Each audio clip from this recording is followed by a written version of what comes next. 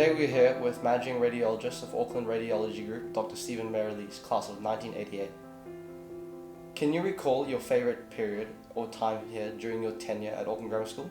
Oh, it's pretty hard to encapsulate my favourite memory of grammar. I'm a big fan of the school, but there are some things that I think about when I think about that. Form 3, Wally Jenks in his walk socks and walking around class with his cricket wicket is a favourite memory.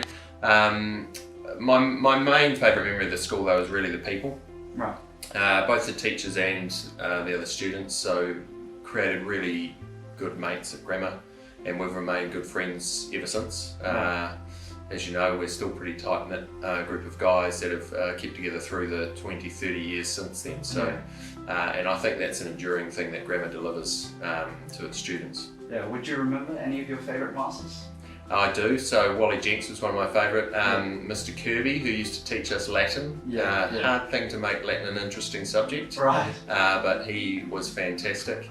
Those are two of my enduring memories from my early years of teachers. And then Mr Liu, who taught us maths in my last year at grammar. I really enjoyed his lessons. What made you decide to take a place in grammar? So probably following in my brother's footsteps. So my brother came first, he was the year ahead of me. Right. And I think Mum and Dad were very keen for us to come here because they knew what the school represented and what it stood for in terms of education and excellence. Yeah. And not just excellence in education, but also in whatever it is that was your passion, whether that's sport or the arts. Grammar stood for being the best that you could be in whatever that is. And that's something that Mum and Dad were very keen on for us growing up, and so I'm very pleased that that's the decision that they made for us to send us both here. Right. Yeah. I understand that in recent years you've been promoted to the Managing Radiologist at Auckland Radiology. Was this something you've always been dreaming about? I would say the honest answer to that is no. I'm very passionate about radiology and my job and what I do, and then working with ARG became passionate about the company and what it stood for. And the role that it provides in the community, and I guess the passion for wanting to do this job came out of my time there. It wasn't something I went into radiology or ARG looking for, but it's where I've ended up just because of, I guess, that underlying passion for radiology and healthcare, and then the business on top of that. So how did our school shape you or get you ready, do you reckon, for this position in you take up? It very much did. I think I learned at grammar that reward comes out of hard work, that nothing comes for free, and grammar instills that in you no matter what it is. I mean, from the academic side through to the sporting side, but particularly academically.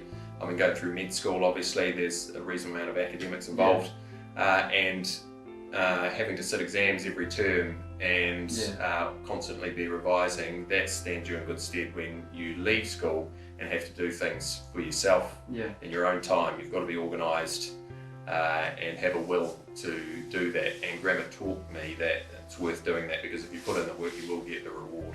Right. Would you be able to share some advice for these students, future doctors possibly? Yep, so I mean all students, I would say whatever it is you do, find something you enjoy and put 100% behind it. And I think it doesn't matter what it is, if you put your full effort into something, you will gain enjoyment out of it, but you'll also be good at it because it's something that you enjoy. For doctors, it's no different, it's exactly the same.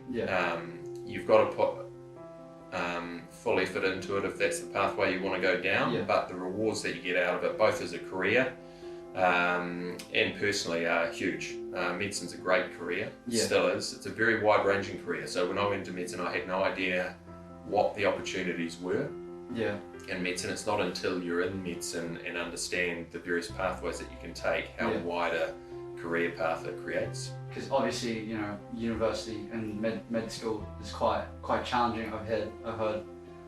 So, you know, you feel like it's rewarding. Yes, very much so.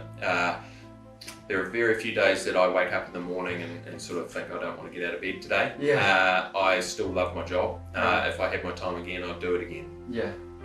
And I think that's why it's key to choose something that you're interested in. That's why I chose radiology, because I realised when I was in lectures, post lunch, which is a good time to fall asleep, when we had our radiology teaching, that I was wide awake. I thought, well, I must be wide awake for a reason. Maybe I enjoy this, and that's why I went down that pathway. Of course, And how did you balance your scholarship with your other extracurriculars? Because my understanding was that you were also involved in cricket, football and rugby. Yep, so look, it was 7th form in particular. I guess that was a challenge because I was in playing sport in shows, actually not just for grammar but also externally. Yeah. And that was really around after the shows had finished, making sure that for the second half of the year that my priority was schoolwork and getting good marks in the exams to make sure that I could get through into med school and do what I wanted to do. Right. But through the years, actually, I didn't find it too bad in terms of maintaining that balance. I think it's actually important to get out of the classroom and play sport and do other things, because you get other experiences that will serve you in good stead through life. Playing team sport, being involved in something outside of the classroom, I think is vitally important to maintaining the balance. I think if you spend your entire time with your head in a book, you can end up in a space where you lose perspective on where you're at. So I think it's very important to have that balance of the two.